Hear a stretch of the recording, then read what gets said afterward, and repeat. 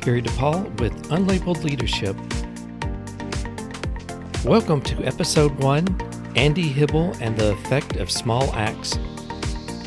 Because Andy encouraged me to do these podcasts, I thought it was appropriate for him to be on the first show. I'll invite Andy back for some of the Wednesday episodes, but for now, he's going to kick off the Tuesday-Thursday format by sharing some stories about leadership and illustrating how it's done. Tuesday and Thursdays are about storytelling, and I think you'll enjoy this one. So let's get started. When I think of Andy, I think of someone who's genuine and sincere. What I mean by that is his thoughts, words, and actions are all congruent, genuine. I know I can't read his mind, but that's the impression I get. You may know people in your life who are the real deal. Andy, he's the real deal. In future episodes, maybe we'll talk about what does it mean to be the real deal, to have that genuine persona. The word that comes to mind when I think of Andy also is integrity. I know a lot of people with integrity, but you can't think of integrity as you have it or you don't. Think of it as a spectrum where, say, on a scale of 1 to 10, most people are around a 3 to 6, somewhere in that range. Andy is on the other end of the scale, the upper end. And he's a person I really admire, and I'm glad to have him on this particular episode. I also call Andy my friend. He's someone I could talk to, be sincere with, and fully trust. In addition to being a friend, he is the co-founder and COO of higheredjobs.com. This is a really cool website, and I admit I'm biased because I was at the beginning when he and his co-founder started the business. Part 1, Choosing Your Attitude About Development. When it comes to personal and professional development, we all have an attitude towards it. We have a philosophy, the way we approach it. Some people label it as mindset, worldview, but we approach development differently. Sometimes we're aware of this approach and this attitude, but other times it's something that we shape our attitude organically.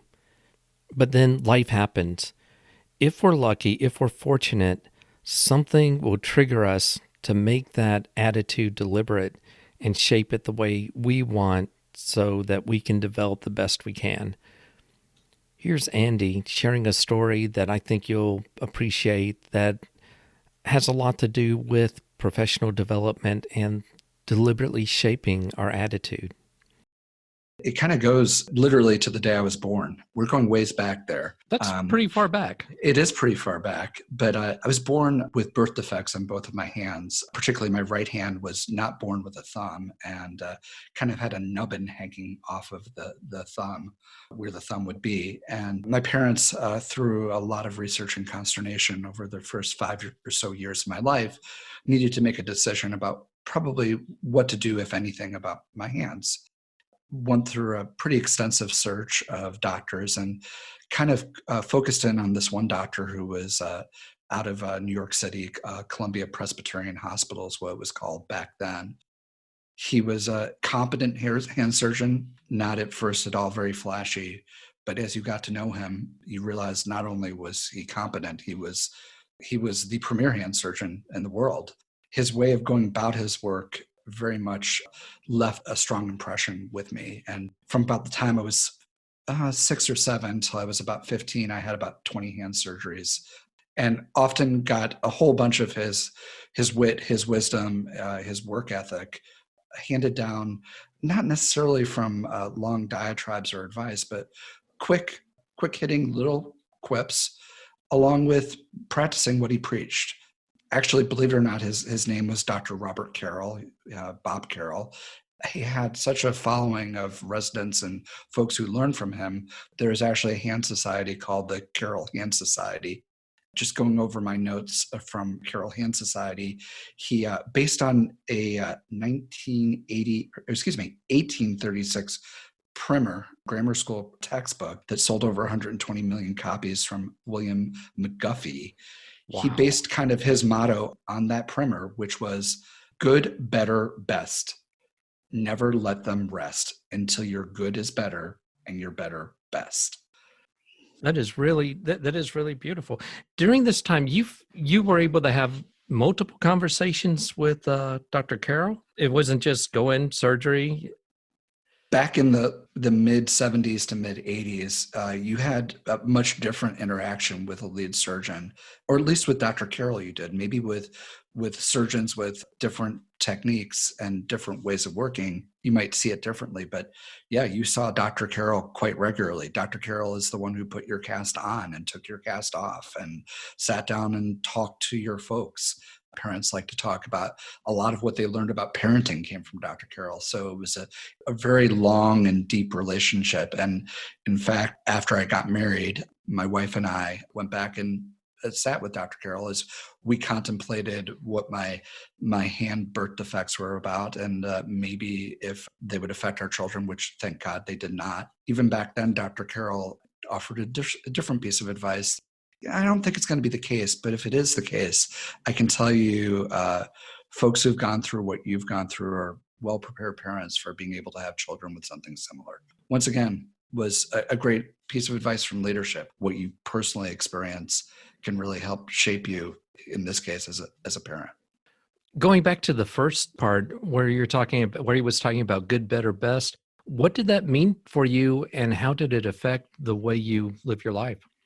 What he's trying to do as a surgeon at that point is to encourage me to develop something I was not given at birth, which was a thumb, which I do have on my right hand. One of the things that you had to do was keep working hard, keep getting better, keep addressing whatever it is you're trying to address. And in many instances for him, and what he expected of me, was literally what he would refer to as hand exercises, which was a mind-numbing 20 minutes every morning and every evening where you'd have to go into a warm bowl of water, a sink of water with a sponge, and start grabbing the sponge and doing different things with the sponge to build up your brain waves to be able to incorporate the muscle memory that you weren't born with and you didn't develop through youth. What he would always say, after a surgery and you get some new mobility out of your hand because he's using your own tendons and other things, you're going to have to get used to getting better at it, and you will get better. And pretty much through those treacherous hand exercises, I would improve over time, and I would have an ability to use, particularly my right hand, is where a lot of the problems were. I was able to use my right hand in a very profound and different way. And now as a middle-aged man, I use my right hand pretty naturally from those exercises. It's a good reminder about the importance of hard work and sticking to making a goal bit by bit, piece by piece. I see that philosophy or approach could easily carry over just trying to develop any skill. Some people might have the mindset, I can't do it. I could never run. I could never jump like Michael Jordan, versus right now, I may not be able to do it, but I can do it better with enough practice and training, even on my own, to where I'll be better than what I am right now. Absolutely. Couldn't agree with you more. Versus the mindset, just, oh, I can't do that. I'm not good at art. I'm not good at doing a lot of things, or I'll never be good at this. Or if you have a setback, then the setback is not detrimental, for lack of a better word. I'll learn from that and move on. Absolutely. Part 2, opportunity to lead. Leadership happens mostly in the small moments. It's integrated in how we practice our roles. We actually practice leadership or apply leadership to the roles that we do. Well, occasionally, we'll have big opportunities to lead and to practice leadership. Andy shares one of those types of moments in his life in which he was given the opportunity to lead and did so. Here's Andy talking about that experience. When I was working as a fundraiser for the Jewish Federation of Metropolitan Chicago, and in a situation where I'm still not sure if my leadership met the set of circumstances I found myself in. I was asked to be the lead staff person on a trip to Washington, D.C. and a visit to the U.S. Holocaust Museum for some of our senior donors. I was asked to give some post-dinner remarks to the donors on the mission, and the audience actually included some survivors of concentration camps. Needless to say, it was among the most difficult set of remarks I've ever had to prepare and share. I'm sure many of you have experienced the National Holocaust Museum or a similar memorial. The experience can transform one's life. When you gain a small sense of the systematic destruction of people for hateful reasons, you realize how far the cruelty of people can extend. Personally, every time I've entered the room at the museum where the shoes from the victims are gathered in a large pile, I notice first the overpowering odor of the leather in the room. As my eyes fix on the large pile of shoes, the different shapes, the small ones that would fit children, the different colors, the next sense I notice is hearing. I'm in a room of many people, but not a sound is heard. At this point, I pretty much feel horror and terror in the pit of my stomach. I didn't live through the Holocaust. Members of the audience I was speaking to did, and the horror and the terror in the pits of their stomachs were real, unlike mine. Yeah, I don't think anyone can go to the museum and not be affected in some way. But now you have me thinking, if I was a person that survived the Holocaust and I went through it, I can imagine it being a different experience than, say, you or I who've lived afterwards going in there. And I'm not even sure what that experience difference would be. It's just something you cannot experience without having it affect you in some way. Absolutely. For me at that point, what could I possibly say that would be appropriate after what they had just experienced? Here I am, a younger man who grew up in a suburban Midwestern middle-class household in the 80s. Where's my experience at all related to theirs? And I realized that it was an opportunity to lead, but I wasn't really sure what to do. So I did come up with some stuff and I did work through, and I'm happy to share more as we discuss about that. But I realized at that point, this wasn't just something I could mail in with some pleasantries and thanking people for supporting the important mission that our organization serves. Something more was required of me. Something more was required of me to kind of frame what some folks were going through that day. Everybody was profoundly affected. For those who experienced it firsthand, I'm not sure in particular what I could say. So the idea is that once you've gone through the museum, you were supposed to address everyone and say a few words? Yes, it was actually we toured through the museum during the day. In the evening, we were going to gather for a supper together, and I was going to give some after-dinner remarks. What was the mood like at the supper? We didn't go straight from the museum to the supper. So people were given a little bit of time to space between the two events and regroup.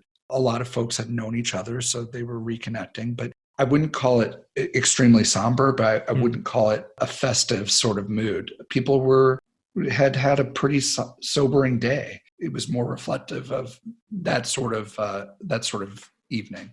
I can't imagine I could sort of imagine what it would be like from your perspective, being with this audience of donors, knowing you're about to make some remarks. Tell a little bit about what you said and how you approached it.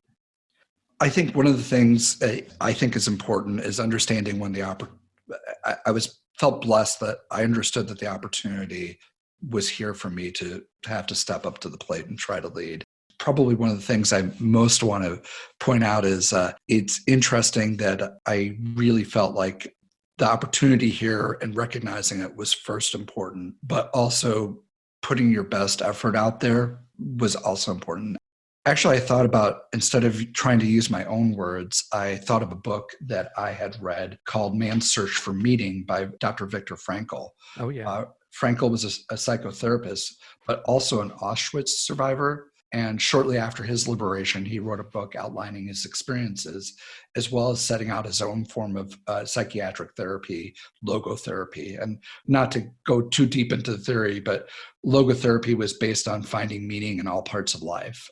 I approached my supervisor and the marketing folks in our organization and asked if we could purchase a copy of the book for all the participants and place a copy at the dinner table. I wasn't really sure what my words could have added to that day, but I felt a little bit more confident than sharing some of Dr. Frankl's own words about meaning in life and hope and redemption were a good chance to kind of frame my remarks around his thoughts and share some of his wisdom and leadership in this area. What kind of effect did it have on the donors when you made your remarks or after you made your remarks? To this day, 20 years later, I'm not really sure.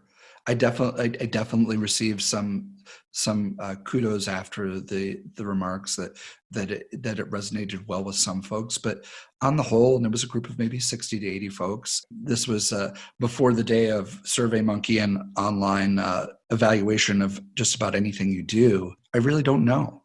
I'm not sure, given the heaviness of the circumstances. I do know what I tried to do.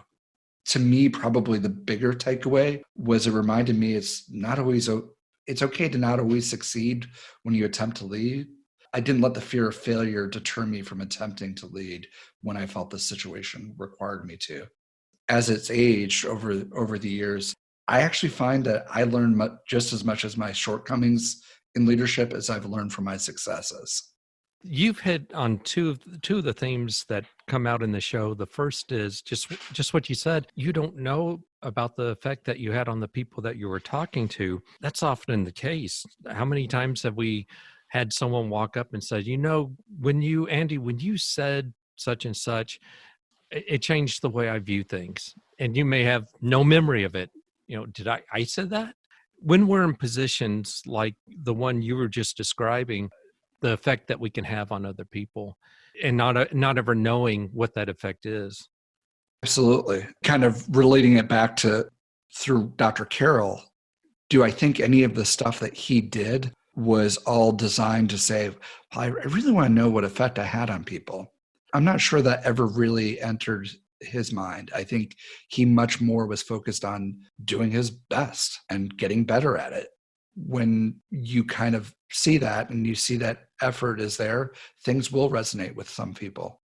In these instances, it's also really hard where so much of it is, if this was a room of 60 to 80 people who were familiar with me and knew more about me, maybe it would have resonated some more. I would have had some of a history with these folks and they would better understand who I was and in an authentic sort of way, as opposed to a fundraiser who's trying to increase giving to the organization. Absolutely, we do, but that wasn't the purpose of those remarks. For me, in those instances, you always kind of want to measure the outcome of what the effects of your actions are. I'm not sure you'll ever really know in many instances what they are. Hopefully presented with a similar situation, I don't want to be deterred from kind of doing something similar the next time. Yeah, and it's okay not knowing. That's the other thing is, and a lot of times people will never know the impact and the effect that they have on others. The second theme that you just addressed on was where you learn. It's not so much learning when you do a great job. You're learning from the struggles, from striving to reach an achievement. So it's all the stuff that goes on the way to getting you better is where the real learning is, especially when you're uncomfortable with what you're doing. Absolutely. I couldn't agree with that more. Part 3, Leading with Action. People view leadership from all different perspectives. What you're about to hear is Andy's view of what leadership is and how it's done. Again, here's Andy. When I feel like I've made a difference as a leader, it's through the actions that I have. It's not just through offering wisdom. Leadership can only occur through action, not just thoughts. I think we live in a day and age where if you do a LinkedIn search, I don't know how many bylines will say thought leader. I want to be a leader who through his actions leads. Yes, you need thought behind the actions, but it's not a substitute for actually leading. It's one of those things where folks, as we grow up, always tell us, well, it's the thought that counts. Well, when it comes to leadership, I really don't think it is. I think it's the action that counts. The thought helps you frame the action and apply the correct action given the situation, or the best action given the situation, but it's the action that counts. People will remember how you made them feel, how you've influenced their growth, their development. They'll remember that stuff, but do they remember your thoughts? You're right. Leadership is an act of doing. It's a verb. It's something you do. It's not just a set of words that you put together that really inspire or help people develop mentally and morally. Absolutely. Adding to that, and maybe this is going a step beyond and saying, well, it's the action, but I think the authenticity of what you do, the intentions of the leadership, like the action of it, need to be sincere. A kind of a symbolic action with no sincere belief behind it will fall short. People are able to see when people are passionate and sincere and principled and desiring an outcome that's mutually beneficial for all involved. Those sorts of things resonate through in leadership actions. Those things aren't necessarily there in a sincere, authentic way. I think the actions sometimes don't have the impact that they could. Very much so. Your thoughts have to be congruent with what you're doing, with your words that you're speaking to people, and with your behaviors. It's that congruency that makes things authentic. And I think, to your point, one thing that you're saying is people can tell when you're not being authentic, when you don't have congruency between what you're thinking and what you're saying and doing. Absolutely. When that incongruency comes out, I think that's where the momentum of whatever the task at hand might be kind of gets zapped. Like, I was kind of excited about this, but I'm not really sure we're doing this because of this, that, or the other. I think we may be doing it because of this self-benefiting action as opposed to, or self-righteous action, as opposed to a betterment of whatever the shared common goal is. I think in leadership, to me, one of the most important skills is to question everything on a regular basis, taking consideration of everybody you work with to further the goal. Like, if you're not doing that, if you're not sincerely wanting to hear what others have to say and then acting what their genuinely good ideas are for furthering the goal, not only are you're not going to be successful in leading whatever that endeavor is, I think you're also not going to come up with the best solution possible to what the goal is. You're going to sell the meaning of that goal short, as well as the folks who are working with you on it. It's a critical point to make. If you're not hearing and if you're not incorporating what people are saying, then you're dictating. And that's not leadership. That may be traditional leadership from way back when, but it's definitely not what leading means today. Good leadership, when I see it, is often seen in hindsight, because good leadership almost leads with an invisible hand. It doesn't lead in some profound way that you get hit over the head saying, oh my gosh, this general is leading us into battle. It's not Hollywood. It's real and it's authentic. And it's a shared vision of whatever the group is addressing the endeavor. In hindsight, it's kind of cool to see, like, oh my gosh, that was an incredible piece of leadership. When you reflect, you might realize, wow, that I see how how that person led us. Whereas when you're going through the experience, that's not, that may not be the case.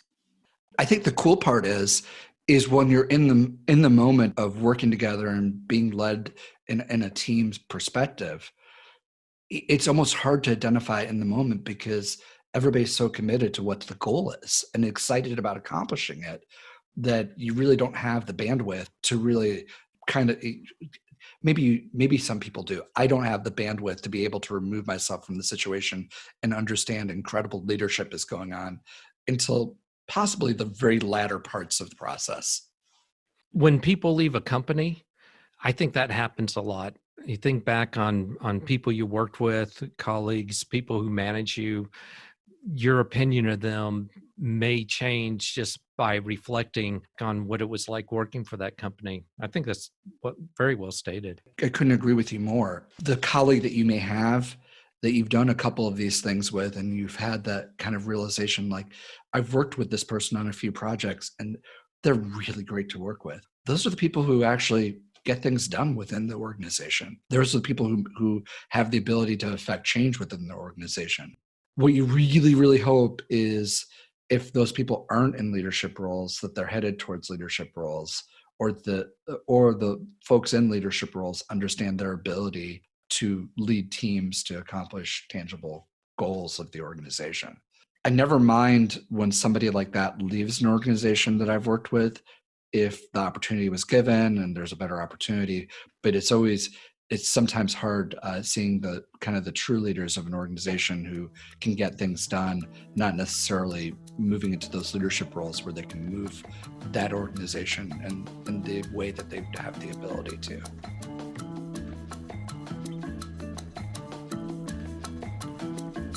My thanks to Andy Hibel. Andy, will catch up on another episode.